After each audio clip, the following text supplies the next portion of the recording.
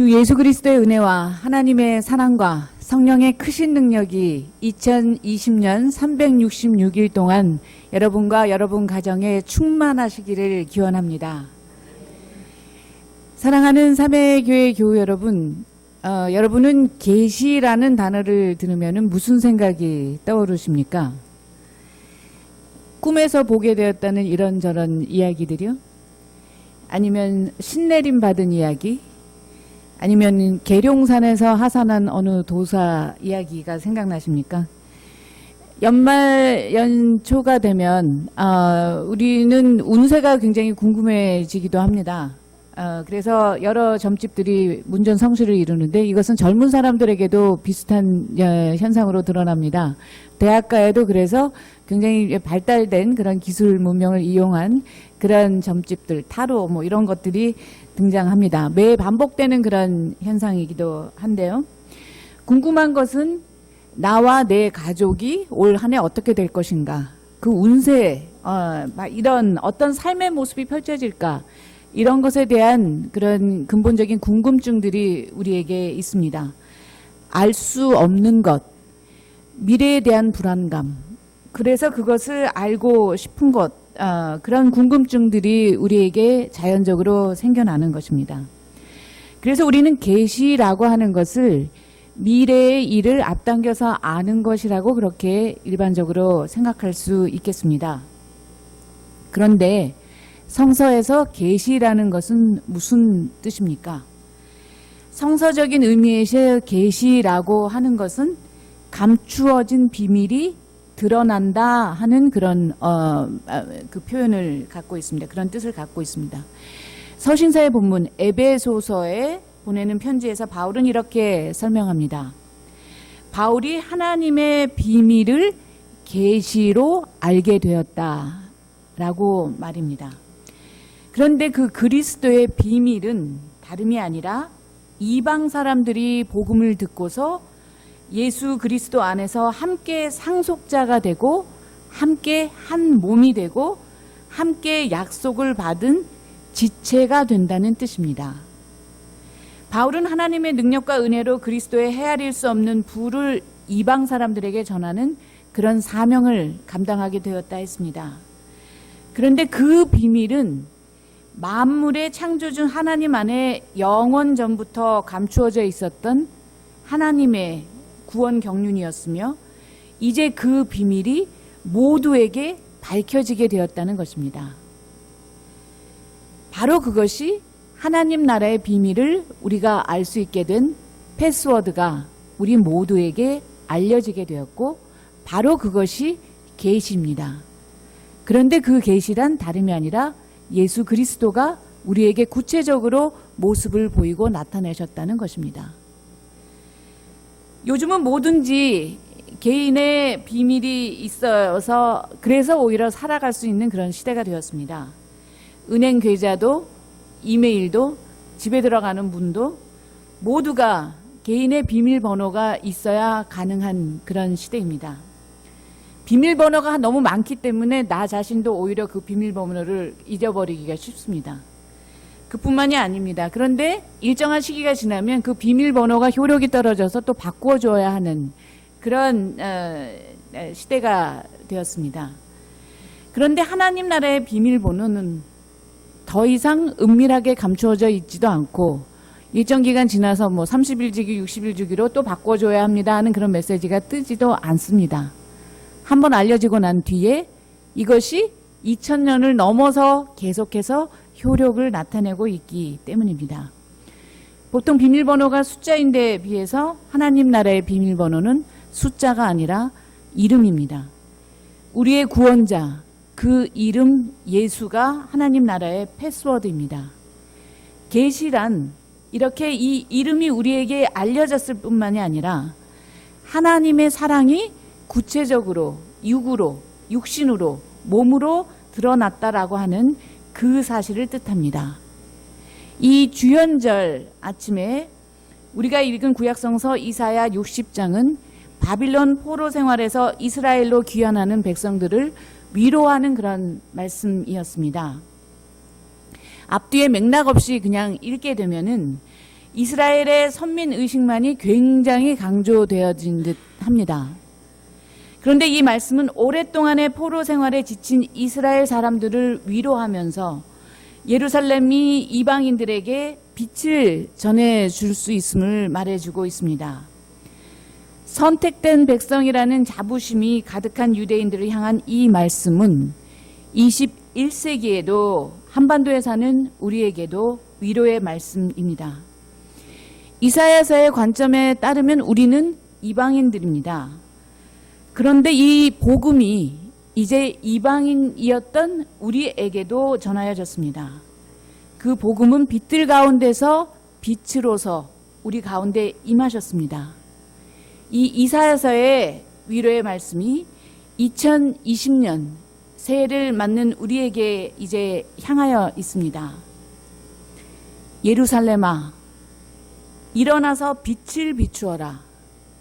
구원의 빛이 너에게 빛이었으며 주의 영광이 아침 해처럼 너의 위에 떠올랐다. 어둠이 땅을 덮으며 짙은 어둠이 민족들을 덮을 것이다. 그러나 오직 너의 위에는 주께서 아침 해처럼 떠오르시며 그의 영광이 너의 위에 나타날 것이다. 예루살렘이라고 하는 이 단어에 서울을 한번 대체해 넣어 볼 수도 있겠고 대한민국을 집어넣어 볼 수도 있겠습니다. 이 지명 대신에 여러분 각자의 이름을 한번 집어넣어 볼 수도 있겠습니다. 함석헌 선생님의 뜻으로 본 한국 역사라고 하는 책에서 보면 이스라엘의 고난의 역사를 우리나라의 역사에 비유한 그런 내용들이 많이 등장합니다. 고난 가운데 있었던 우리 민족의 역사지만 하나님께서 함께 하셔서 오늘날의 우리의 모습을 이루어낼 수 있었습니다. 그래서 우리 모두가 감사합니다. 우리나라가 지난 100여 년 동안의 근현대사에서 겪었던 고난의 역사를 한국전쟁 70년을 맞는 올해에는 이제는 그 지정학적인 비극을 극복하고 갈등을 효율적으로 극복해서 화합을 이루어 나아가야 될 그런 차례이기도 합니다. 남북 간의 그런 문제뿐만이 아니라 아까 안 목사님 기도에서 말씀해 주셨던 것처럼 우리 사회 안에서의 그런 화합도 정말 절실한 그런 시대입니다.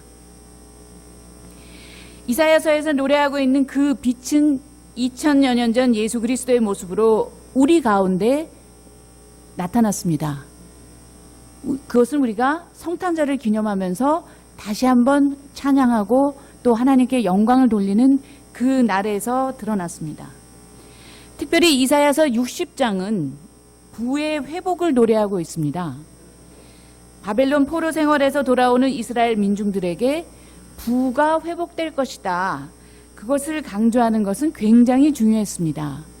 모든 것을 상실했던 그런 시대였었기 때문입니다. 그런 좌절감 속에서 폐허가 된 옛 터전에서 이들이 다시 일어설 수 있는 기반을 마련하는 것이 중요했습니다. 사방에서 아들들과 딸들이 팔에 안겨서 이스라엘을 향해서 다시 돌아올 수 있었습니다. 이것을 보는 얼굴에는 기쁨이 넘쳤고 흥분한 가슴은 설레고 기쁨에 벅찬 가슴은 터질 듯 하였다라고 노래하고 있습니다. 바다로 난 뱃길로 이방에 풍부한 재물이 물려오고 육로로도 많은 낙타들이 이스라엘로 모여든다 했습니다. 심지어 아브라함의 자손이지만 이스라엘과는 적대적인 관계에 있었던 미디안과 에바의 어린 낙타까지도 땅을 뒤엎을 정도로 그리로 몰려올 것이라 했습니다. 스바의 모든 사람이 금과 유황을 가지고 와서 주께서 하실 일을 찬양할 것이라고도 했습니다. 여기서 언급하고 있는 미디안, 에바, 스바 누구입니까? 이들은 모두 아브라함의 자손들이었습니다. 한 아버지에게서 나온 형제 자매입니다. 창세기 25장에 그에 관련된 이야기들이 나오는데 아브라함이 사라에게서 얻었던 이삭 이외에 첩이었던 그두라에게서 난 그런 자손들의 이야기가 있는데 바로 이들이 미디안, 에바, 스파인 것입니다. 아브라함이 이삭으로부터 이들을 멀리 떠나보내서 살게 했습니다. 그 사람들의 후손이었는데 이 사람들과 바로 이게 이방 민족이라고 표현되는 이 사람들이 다름이 아닌 배다른 형제였고 적자인 이삭의 후손인 이스라엘과 갈등 관계에 있었던 사람들이었습니다. 그런데 이제 이스라엘의 회복을 노래한 이사야는 솔로몬 왕조 시대의 그 화려함을 다시 연상시키면서 시온이 옛적의 그 모습을 다시 회복할 것을, 그렇게 또 풍요로움을 물질적인 그런 번영에 비유하고 있을 뿐만이 아니라 민족 간의 화해도 이루고 있다. 그리고 궁극적으로 다가올 메시아의 시대에는 모든 것이 풍요롭게 변화할 수 있을 것임을 노래하고 있는 대목입니다. 그런데 그 아름다움과 풍요로움은 무슨 뜻일까요? 금과 유황으로 대변되는 그 표현이 단순히 물질적인 풍요만을 뜻하는 것일까요? 우리가 통상적으로 사용하는 새해 인사, 오늘도 우리가 수없이 그 내용을 반복할 텐데요. 복 많이 받으십시오. 이런 인사를 우리가 오늘 나누게 됩니다. 그런데 복을 물질적인 축복, 돈 많이 버는 것, 금과 유황을 쌓아가는 것으로 그렇게 우리가 일반적으로는 생각할 수 있겠지만 이것이 기독교적 가치관, 성서적 가치관에서는 꼭 그렇지 않다라는 것을 여기에 모인 우리 모두가 잘 압니다. 마찬가지로 이사야서의 말씀도 물질적인 부의 회복으로만 그렇게 문자적으로 이해할 수 없겠습니다. 이사야서에 노래하고 있는, 그리고 신약 성서가 증언하고 있는 우리가 받은 부의 유업이라고 하는 것, 그 진정한 의미라는 것은 바로 우리 모두가 예수 그리스도로 말미암아서 소망의 상속자가 되었고 그 터전 위에 교회를 세우고 우리 모두가 그 지체가 된다는 그러한 사실입니다. 예수 그리스도의 이름으로 우리가 하나님 나라의 패스워드를 알게 됐고 그 은총 가운데 살 수 있다라고 하는 것이 우리가 그 부의 유업을 받았다는 증거입니다. 하나님 나라의 패스워드는 그런데 우리에게만 배타적으로 알려져 있는 것이 아닙니다. 이스라엘이 바빌론 포로기에서 해방돼서 이방 민족과 다시 어우러졌던 것처럼 우리는 이 소식을 알리면서 우리와 관계가 끊어진 사람들, 망가진 관계 속에 있는 사람들, 관계가 없는 사람들에게도 이러한 관계를 새로 이어가면서 이러한 패스워드를 서로 알려야 될 것입니다. 여러분들 아무도 모르라고 하는 그런 노래 아십니까? 작곡가 임원식 선생님이 1942년에 일제 치하에서 작곡했고 김동완 씨가 작시한 그런 노래입니다. 떡갈나무 숲 속에 졸졸졸 흐르는 아무도 모르는 샘물이길래. 그 다음 뭐죠? 아무도 모르라고 도로 덮고 내려오죠. 나 혼자 마시곤 아무도 모르라고 도로 덮고 내려오는 이 기쁨이요. 좋은 것은 감추는 그런 습성이 우리에게 있는 모양입니다. 혼자만 가서 먹고 마시고 그리고는 그냥 내려오는 것도 아니고 덮고 나옵니다.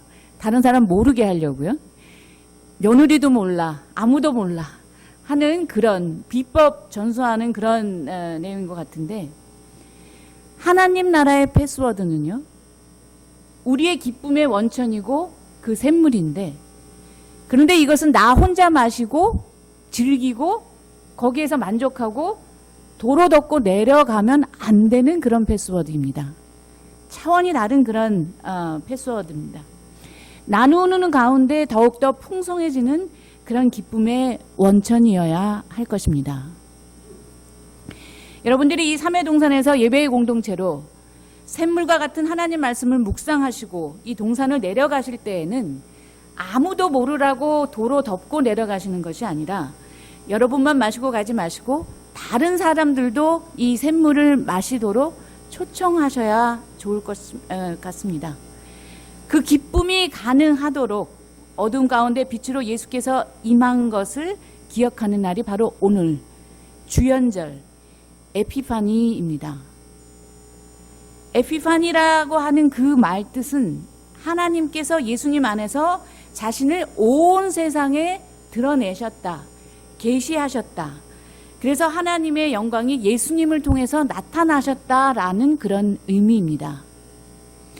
주연절은 온 세계의 모든 사람들에게 이렇게 감추어졌던 하나님의 모습이 이 세상 안으로 공적으로 빛으로 드러나신 것을 축하하고 선포하는 그런 절기입니다. 우리는 하나님의 형상으로 모두 지음을 받았습니다. 우리가 하나님의 모습을 볼 수 없지만 서로가 서로의 얼굴의 모습을 대할 때 하나님의 형상을 우리가 볼 수 있습니다. 왜냐하면 우리 모두가 하나님의 모습으로 지음을 받았기 때문입니다. 하나님은 그뿐만이 아니라 사람의 모습으로, 진정한 인간의 모습으로, 예수 그리스도의 모습으로 그 모습을 드러내 보셨습니다. 요한복음서 1장은 이렇게 우리에게 증언해 주고 있습니다. 태초에 말씀이 계셨다. 그 말씀은 하나님과 함께 계셨다. 그 말씀은 하나님이셨다. 그는 태초에 하나님과 함께 계셨다. 모든 것이 그로 말미암아 생겨났으니 그가 없이 생겨난 것은 하나도 없다. 그의 안에서 생겨난 것은 생명이었으니 그 생명은 모든 사람의 빛이었다. 그 빛이 어둠 속에서 비치니 어둠이 그 빛을 이기지 못하였다. 그 어떤 어둠이 우리 앞에 다가올지라도 빛이 그 어둠을 항상 이길 수 있다라고 하는 그 말씀입니다. 그 어두움을 이 빛께서, 예수 그리스도께서 물리쳐 주신다는 그런 뜻입니다. 요한은 바로 그 빛을 증언하는 자로 이 땅에 왔었고 모든 사람을 비추는 참 빛인 예수께서 세상에 계셨고 세상이 그분으로 말미암아 생겨났지만 세상이 그를 알지 못했다 했습니다. 사람들 모두가 그분을 맞아들인 것은 결코 아니었습니다. 다만 그 이름을 믿는 자녀들에게 하나님의 자녀가 되는 특권, 곧 상속자가 되게 하여 주신 것입니다. 우리가 별도로 증여세나 상속세를 낼 필요도 없이 이미 그 값을 다 치루어 주셨습니다. 그런데 하나님은 모두에게 이 패스워드를 알려주셨지만 선택은 우리 각자의 몫이 되었습니다. 말씀이 육신이 되어서 우리 가운데 사셨기 때문에 우리가 이제 그의 영광을 보게 됐습니다.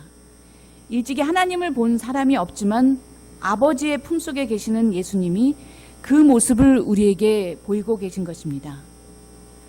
그리고 우리는 모두 예수의 충만함으로 그 은혜 위에 은혜를 받을 수 있게 되었는데 바로 이것이 우리에게 알려진 하나님 나라의 패스워드입니다. 그 패스워드는 어느 특정 계층이나 어느 인종에게 독점되는 그런 독점물이 결코 아닙니다. 누구에게나 열려 있습니다.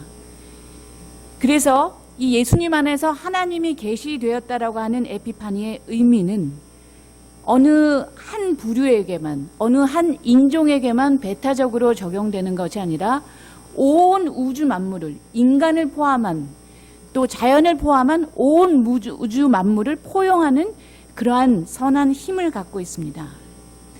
에피파니는 이렇게 성서의 핵심적인 의미이고 또 굉장히 특정한 그런 단어인데요. 바로 이 에피파니라고 하는 이 단어가 요즘은 일반화되어 사용되기도 합니다. 전 세계적으로 한국인, 한국어와 한국 사람들의 가창력을 널리 전하고 있는 누구일까요? 방탄소년단. BTS의 노래 가운데 석진이 부르는 노래 가운데 에피파니라고 있습니다. 지금 이 모습 그대로 부족하더라도 있는 그대로의 자신을 사랑하라. Love yourself라는 그런 메시지를 담고 있습니다. 이 노래 아십니까? 예, 고개를 끄덕이는 분들은 이제 비교적 예, 연령이 조금 젊으신 분인 것 같은데, 빛나는 나를 소중한 내 영혼을 이제야 깨달았소. I love me. 좀 부족해도 너무 아름다운 걸. 뭐 이렇게 중간 띄어가서 읽어보면요. 왜 난 이렇게 소중한 날 숨겨두고 싶었는지, 뭐가 그리 두려워 내 진짜 모습을 숨겼는지. 조금 건너뛰어서 읽으면, 조금은 뭉툭하고 부족할지 몰라. 수줍은 광채 따윈 안 보일지 몰라. 하지만 이대로의 내가 곧 나인걸. 지금껏 살아온 내 팔과 다리, 심장, 영혼을 사랑하고 싶어. In this world. 빛나는 나를 소중한 내 영혼을 이제야 깨달아. So I love me. 좀 부족해도 너무 아름다운 걸. I am the one I should love. 이게 계속 반복됩니다. 전 세계적으로 많은 사람들을 매료시키는 그 비결이 굉장히 궁금해집니다. 음악에는 국경이 없다지만 이러한 가사가 국경을 초월해서 사람들의 마음에 다가갈 수 있다는 것은 그만큼 전 세계적으로 사랑에 굶주리는 사람들이 많다는 뜻일 것 같은데요. 각자 자신의 자존감을 드높이고 스스로를 사랑하는 것이 굉장히 필요한 그런 시대인 것 같습니다. 자기 자신을 사랑하는 것 굉장히 중요합니다. 예수께서도 내 이웃을 뭐라고 했습니까? 내 몸과 같이 사랑하라 했습니다. 자기 사랑이 전제됩니다. 자기에 대한 자존감을 높이는 것이 중요합니다. 그런데 기독교의 정신은 그 자신만을 사랑하고 아끼는 것으로 끝날 수 없음을 말합니다. 안창호 선생님은 그래서 이 내용을 애기애타라고 표현하셨습니다. 방탄소년단의 메시지에는 분명히 애기의 표현은 있는데 애타의 표현은 빠져있는 듯 합니다. 그만큼 전 세계적으로 남을 돌볼 만한 그런 여유는 없는 세태를 반영하고 있는지도 모르겠습니다. 그런데 빛으로 오신 예수를 맞아들인 신앙 공동체는 분명 달라야 합니다. 왜냐하면 그 빛을 나 혼자만 받아들이는 것이 아니라 세상에 쏘여 있는 그런 반사체의 역할을 할 책임이 우리 모두에게 있기 때문입니다. 올 한 해 여러분들이 이사야서의 말씀대로 빛을 발하서 일어서시기 바랍니다. 그런데 그것은 나 자신만을 위한 것, 내 가족, 내 교회만을 위한 것일 수 없습니다. 하나님께서 올 한 해 여러분들을 붙드셔서 더욱 충만한 기쁨 가운데 우리에게 주어진 366일을 알차게 살아가시길 간절히 기원합니다. 그 어느 때보다도 여러분 올 한 해에는 먼저 여러분 자신을 사랑해 보십시오. BTS의 노랫말처럼 좀 부족해도 이 모습 이대로 아름다운 나 자신을 쓰다듬어 주시고 괜찮다고 말 건네주십시오. 그러나 그 차원에 머물지 마시고 하나님 나라의 패스워드를 알게 된 그런 사람들로서 나를 사랑해서 나를 변화시키고 그것에만 자족하는 것이 아니라 주변을 변화시키고 이 사회를 변화시키고 민족을 변화시키는 하나님 나라의 귀한 일꾼들 되시기를 바라는 마음 간절합니다. 아멘. 함께 묵상 기도 드리시겠습니다.